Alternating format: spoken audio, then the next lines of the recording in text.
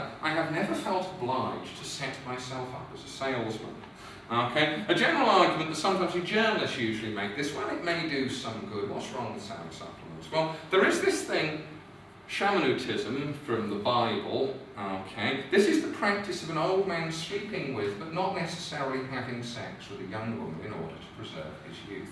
There is some vague hint that this may work in animal models. If I remember correctly, male rats caged with young females live longer than male rats caged with old females, or old male rats caged together, unless they're unusual old male rats, but we digress.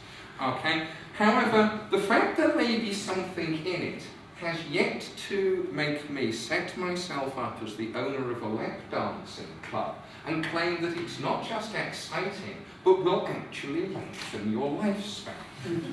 Okay? Possibly. Perhaps if anybody is interested in bankrolling me on this, do say afterwards. Okay? I need the money.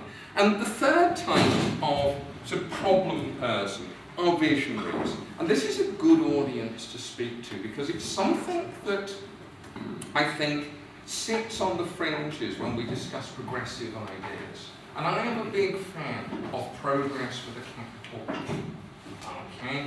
I am not comfortable with people who are opposed to the idea that the world should get better.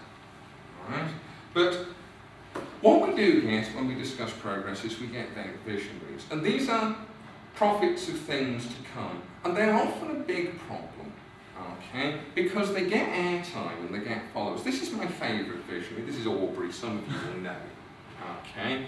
Good company, large beard, okay, formidable capacity for alcohol, and very, very bad graphics. Okay. Now, there we go. There's some things I pulled off Facebook about a man who wants Aubrey to use his body in undisclosed ways. Alright.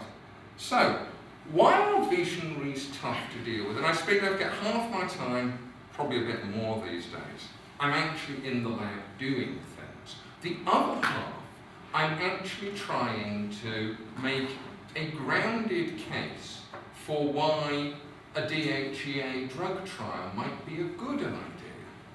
Okay? And then somebody will normally turn around to me and say, what's your relation with the guy with the beard? Okay? The problem with visionaries is that visionaries are very good at ceaseless publisher exposure. They don't run research groups, they don't face practical problems, they don't do much useful work. They also nick your ideas quite voraciously. They very rarely contribute to the primary literature, but their knowledge is often better than yours is. And you write science, and it suddenly turns into science fiction. You find yourself arguing against yourself. Okay? And above all, they believe in progress. So do all real scientists. Okay? And visionaries know all those stories that we all love about how such short-sighted experts are. These are my favourites, actually. Space flight is utter bilge, said Richard Woolley, astronomer royal, 12 months before Sputnik.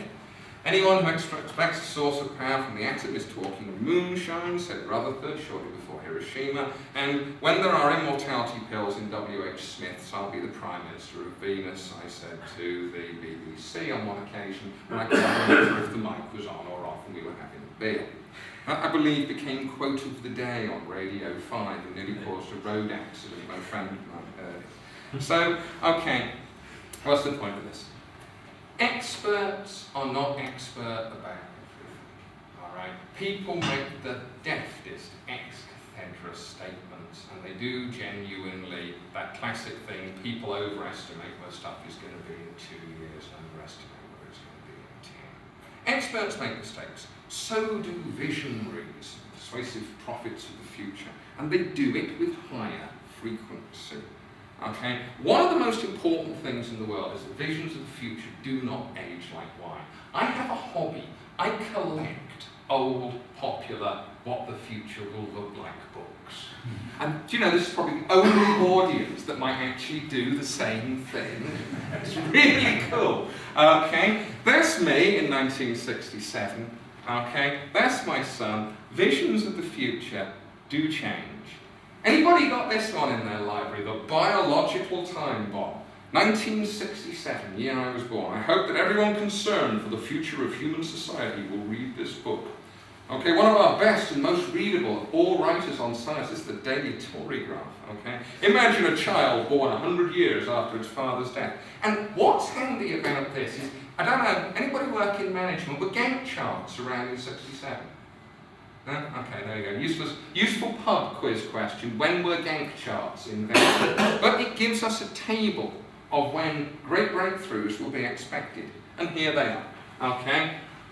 The dates are those of technical achievement, not of general availability, an important point. By 1975, okay, we will have extensive power to postpone clinical death.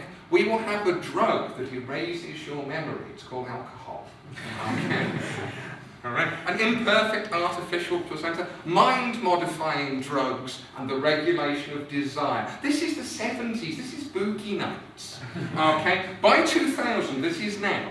All right. Extensive mind modification and personality reconstruction, memory injection and memory editing. Remember that girl you wanted to go out with at school? Well, now you can.